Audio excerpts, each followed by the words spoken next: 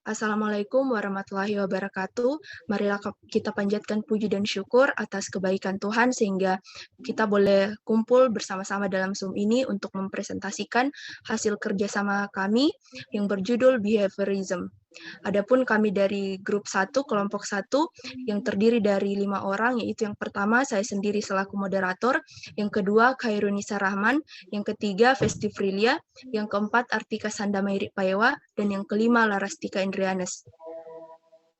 Jadi, behavioristic is a learning theory that puts forward change in the student behavior as a result of the learning process. This change in student behavior is caused by the interaction between stimulus and response. Jadi teori belajar behavioristik adalah teori pembelajaran yang mengamati dan mempelajari perubahan tingkah laku seorang sebagai hasil dari pembelajaran di masa lalu. Akibat dari interaksi antara stimulus dan respon, teori ini berkembang dan cenderung mengikuti aliran psikolog belajar lantas menjadi dasar pengembangan teori pendidikan dan pembelajaran saat ini. Baik, saya akan melanjutkan pada pemateri yang kedua. Kepada pemateri, dipersilakan.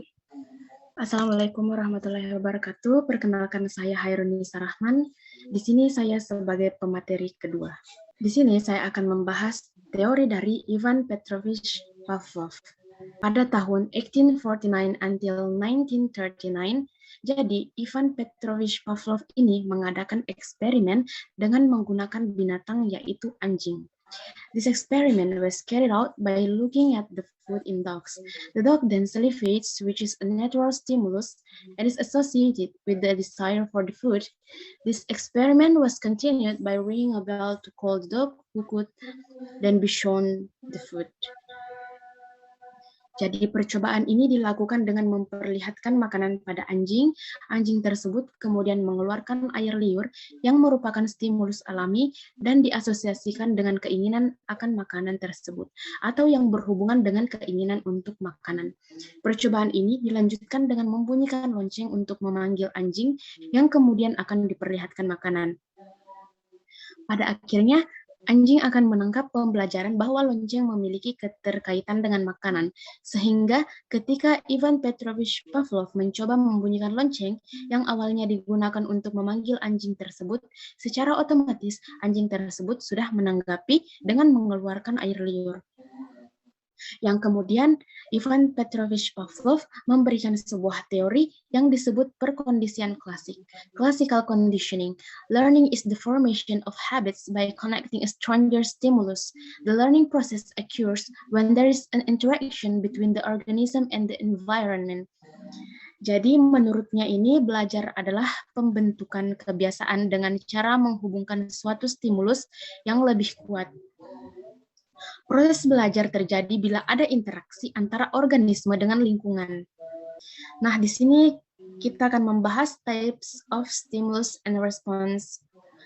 Jadi, stimulus adalah peristiwa lingkungan yang dapat diamati yang memiliki potensi untuk melakukan kontrol atas respons perilaku. Respon sendiri adalah perilaku berlebihan yang dilakukan oleh pelajar.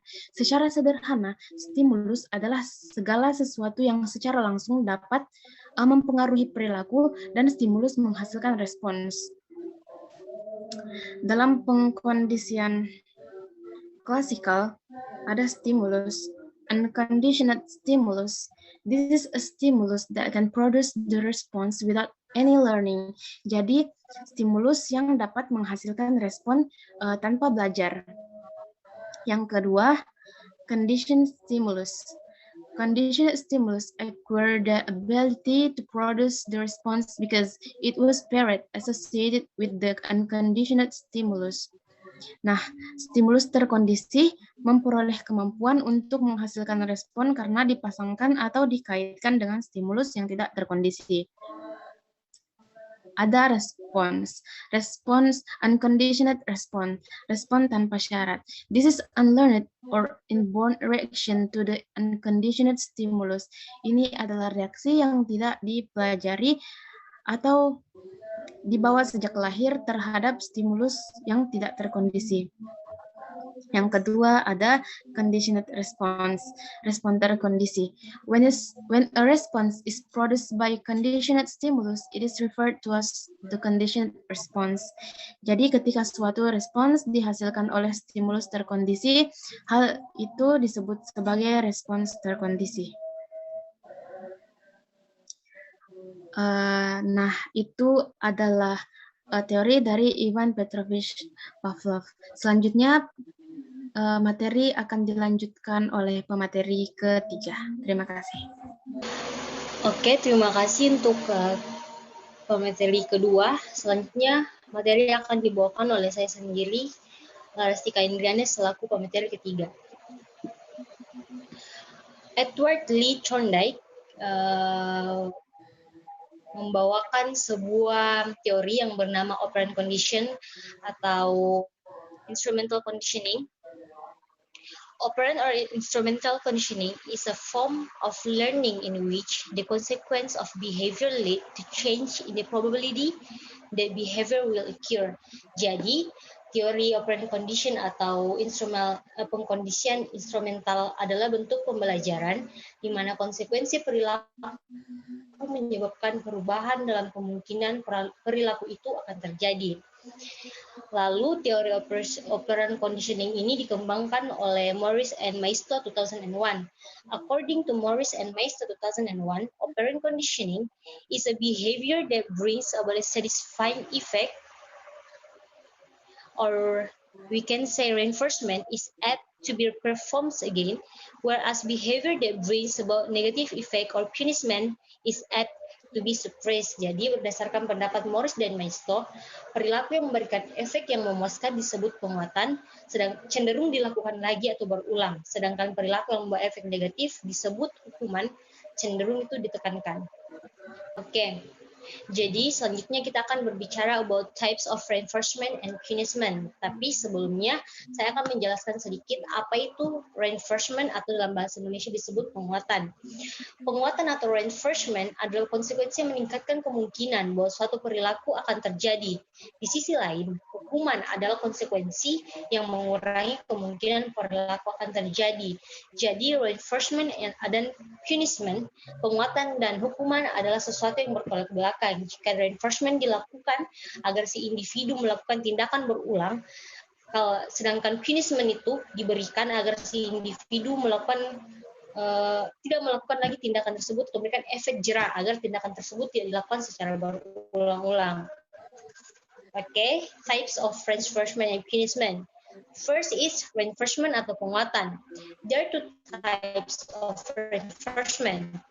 First is positive reinforcement atau penguatan bersifat negatif. Both types of reinforcement are used to increase the likelihood that the preceding behavior will be repeat. Jadi, kedua tipe reinforcement di atas ini, positif dan negatif reinforcement itu digunakan untuk memungkinkan suatu kebiasaan itu terus-terus dilakukan. Dan itu menjadi dua, yaitu positive punishment and negative punishment. Both types of punishment are used to decrease the likelihood that the preceding behavior will be repeat. Jika reinforcement itu diberikan agar seorang individu itu melakukan tindakan secara berulang, sedangkan punishment itu diberikan agar si individu melakukan tindakan memberikan efek jera agar tindakan itu tidak berulang. Jadi reinforcement dan punishment di sini memiliki dua tipe yang bertolak belakang dan fungsinya juga bertolak belakang. Okay, next we are talking about schedule of reinforcement. Jadi, penguatan lebih efektif ketika diberikan segera setelah siswa melakukan perilaku target.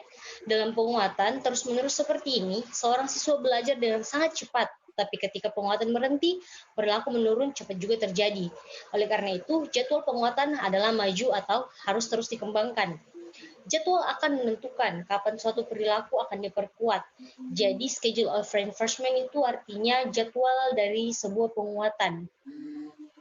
Ada 4 jadwal dari sebuah penguatan, yaitu pertama adalah fixed ratio schedule atau yang bisa disebut jadwal rasio tetap.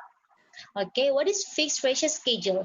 Jadi, fixed ratio schedule is a behavior is reinforced after a set number of response have occurred. Sebuah perilaku diperkuat setelah sebuah tanggapan telah terjadi. Jadi pada schedule yang pertama ini akan terjadi jika si individu atau si target ini memberikan respon seperti itu. Second, variable ratio schedule fix atau yang disebut juga jadwal rasio variabel jadwal tetap. There are 2 points in variable ratio schedule fix. First is on a variable ratio schedule, the number of response needed to gain the reinforcement is not constant. Jadi pada jadwal rasio variabel, jumlah respon yang dibutuhkan untuk mendapatkan penguatan tidak konstan atau tidak tetap. Second point, on a fixed ratio schedule, a behavior is reinforced after a set number of response have occurred. Pada jadwal rasio variabel, perilaku diperkuat setelah sejumlah tanggapan telah terjadi. Next, fixed interval schedule atau jadwal interval tetap. A behavior will be reinforced after a certain period of time. No matter how often it occurs, the behavior will not be reinforced until the time is up. Suatu perilaku akan diperkuat setelah jangka waktu tertentu. And the last one is variable internal schedule atau yang disebut jadwal internal variabel. Also based on time pacing, but the time period keep changing. Jadi variable internal schedule ini tuh berbanding terbalik dengan fixed interval schedule. Sebenarnya memiliki kesamaan, tapi perbedaannya itu di bagian jangka waktunya. Jika di fixed interval schedule, dia jangka waktunya harus konstan, sedangkan variable interval schedule itu jangka waktunya terus berubah-ubah atau tidak konstan. Next. Okay, after we're talking about reinforcement, we're gonna talking about punishment atau hukuman. What is punishment? Jadi, punishment presents the fastest way to changing behavior. However, punishment may be dangerous to an individual. Jadi, punishment atau hukuman itu adalah cara tercepat untuk mengubah suatu perilaku individu. First, punishment can be abusive. And second, punishment may create a new problem, that is aggression. What is punishment can be abusive? Jadi artinya, hukuman dapat bersifat kasar. Contohnya seperti bagaimana? Seorang guru mungkin menjadi sangat terangsang ketika dia menghukum siswa bahwa ia menjadi kasar. Misalnya seorang guru jika memberikan hukuman secara fisik seperti itu atau secara emosional, dia akan meledak-ledak seperti itu. Second, punishment may create a new problem, that is aggression. Apa artinya? Artinya hukuman dapat menimbulkan masalah baru, yaitu agresi atau bersifat agresif. Siswa biasanya bereaksi terhadap hukuman fisik dengan belajar untuk tidak menyukai hukuman itu, dan mungkin dengan bereaksi secara agresif terhadap orang itu. Jadi seringkali kita melihat pada saat seseorang memberikan hukuman kepada seorang individu, individu yang diberikan hukuman ini akan menampakkan sifat ekspresi yang tidak suka. Entah itu tidak suka kepada orangnya, atau tidak suka dengan cara dia diperlakukan atau cara dia dihukum, seperti itu. Dengan demikian, hukuman tidak menyampaikan informasi apapun tentang alternatif apa dan lebih banyak lagi perilaku yang sesuai mungkin. Jadi, ketika kita ingin memberikan hukuman, pilih itu sebagai alternatif terakhir pada saat kita sudah tidak bisa memberikan apapun. Jangan hukuman itu dijadikan alternatif utama seperti itu. Oke, slide selanjutnya akan dijelaskan oleh pemateri keempat. Silakan, time is yours. Baik, terima kasih. Saya Festifrilia akan melanjutkan materi ini. Yang ketiga dari Albert Bandura, it's called social learning theory atau teori belajar sosial. Social learning theory believes that students learn by observing or imitating others. This process is called modeling or observational learning. Jadi, teori ini percaya bahwa siswa belajar dengan mengamati atau meniru orang lain. Proses ini disebut juga proses pembelajaran model dan observasi.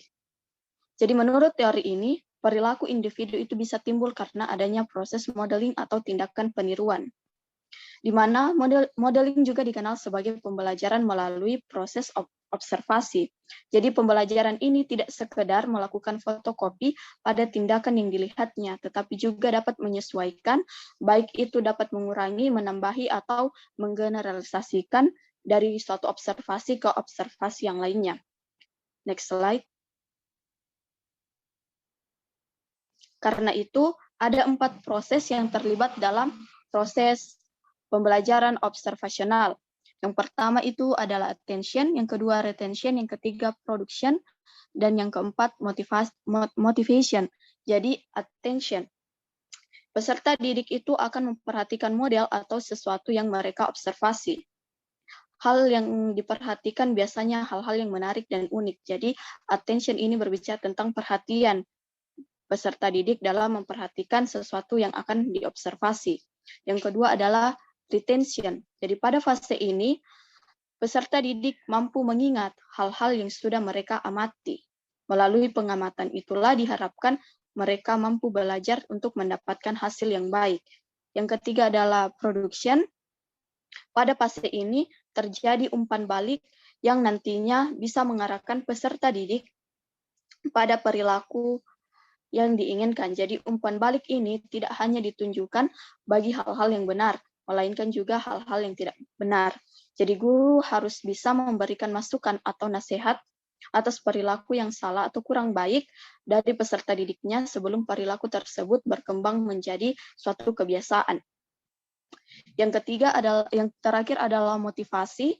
Jadi pada fase motivasi merupakan fase terakhir di mana ini menandai keberhasilan teori pembelajaran sosial ini. Jadi pada fase ini peserta didik akan meniru hal-hal yang berkesan dari pengamatan yang mereka lakukan. Jadi mereka beranggapan bahwa setelah meniru akan muncul penguatan atau reinforcement dari dalam diri masing-masing. Jadi contoh penguatannya itu bisa diberikan dalam bentuk pujian, nilai, piala, dan sebagainya. Nah, selanjutnya, Bandura mengembangkan model penentuan timbal balik ini terdiri dari 3 faktor.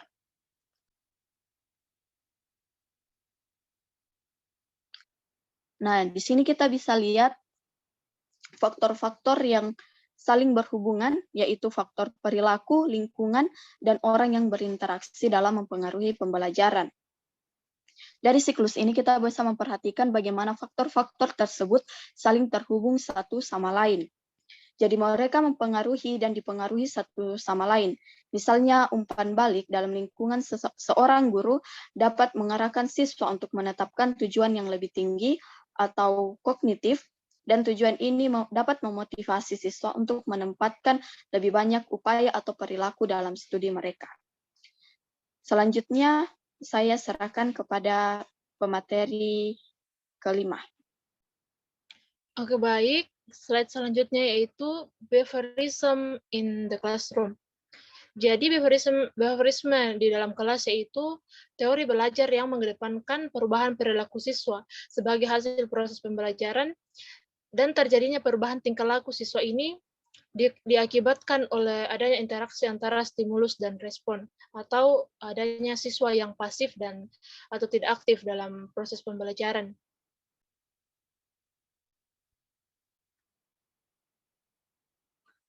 Adapun prinsip-prinsip dalam kelas yang dibagi menjadi 3. Yang pertama, applying classical conditioning in the classroom. And the second, applying operant and conditioning in the classroom. And the third, applying the social learning theory in the classroom. Poin yang pertama yaitu applying classical conditioning in the classroom atau pengkondisian klasik, di mana guru didorong untuk memberikan berbagai peristiwa positif yang menyenangkan dengan pembelajaran dalam kegiatan kelas. Misalnya seorang guru bisa menggunakan alat bantu belajar yang menarik, atau menghiasi ruang kelas, atau membuat siswa memahami aturan kelas, sehingga siswa tidak jenuh dalam melaksanakan proses pembelajaran.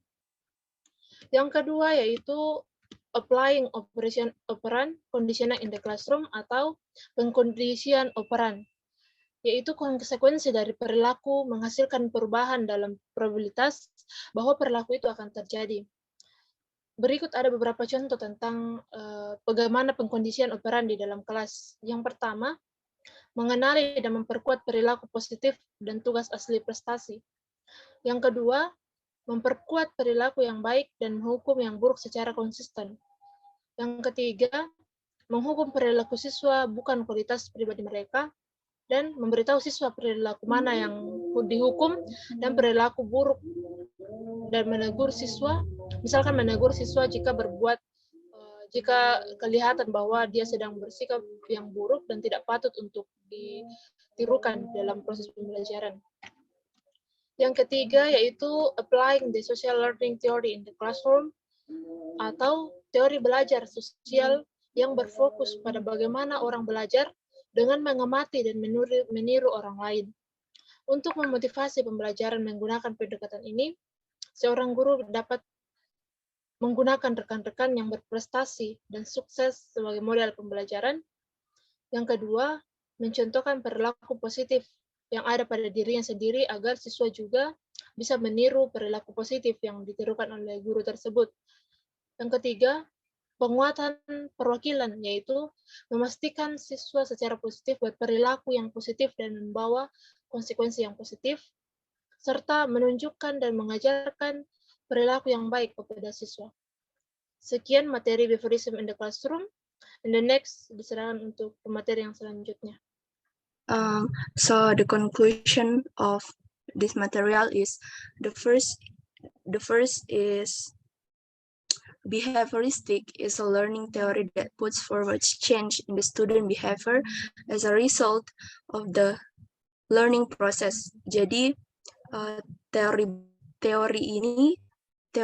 belajar behavioristik ini adalah teori yang pembelajaran yang mengamati dan mempelajari perubahan tingkah laku seorang sebagai hasil dari pengalaman di masa lalu. And the next is in classical conditioning, there are two types of stimulus. The first is unconditional stimulus and conditional stimulus, and two types of response. Unconditional response and conditional response. Di sains klasik ada dua jenis stimulus, yaitu yang pertama stimulus tidak terkondisi dan stimulus terkondisi. Dan ada dua jenis respon, yaitu respon tanpa syarat dan respon terkondisi. And operant or instrumental conditioning is a form of learning in which the consequence of behavior lead to change in probably that the behavior will occur. Jadi pengkondisian operan atau instrumental adalah bentuk pembelajaran di mana konsekuensi perilaku menyebabkan perubahan dalam kemungkinan perilaku itu akan terjadi. And reinforcement will strengthen a behavior, will punishment will weaken a behavior. Jadi penguatan akan memperkuat perilaku sementara hukuman akan melemahkan perilaku. Dan teori belajar sosial dipercaya bahwa siswa belajar dengan mengamati atau meniru orang lain. Dan punishment presents the fastest way to changing behavior, but it might be dangerous to individual. Jadi hukuman merupakan cara tercepat untuk mengubah perilaku, tetapi mungkin berbahaya bagi individu. And social learning theory believes that students learn by observing or watching and imitating others people. And 4 proses dalam pembelajaran observasional adalah perhatian, retensi, produksi, dan motivasi. Bandura menyatakan bahwa faktor perilaku, lingkungan, dan orang berinteraksi untuk mempengaruhi pembelajaran. The last is behavior in the classroom can be divided into 3 parts, namely applying classical conditioning in the classroom, applying open conditioning in the classroom, and applying the social learning theory in the classroom. Jadi, perilaku dalam kelas dapat dibagi menjadi 3 bagian atau 3 tahapan, yaitu penerapan pengkondisian klasikal dalam kelas, yang kedua penerapan pengkondisian terbuka di dalam kelas, dan yang ketiga penerapan teori pembelajaran sosial di dalam kelas. Jadi sekian hasil presentasi kami pada hari ini yang berjudul Behaviorism. Apabila ada salah kata, kami mohon maaf.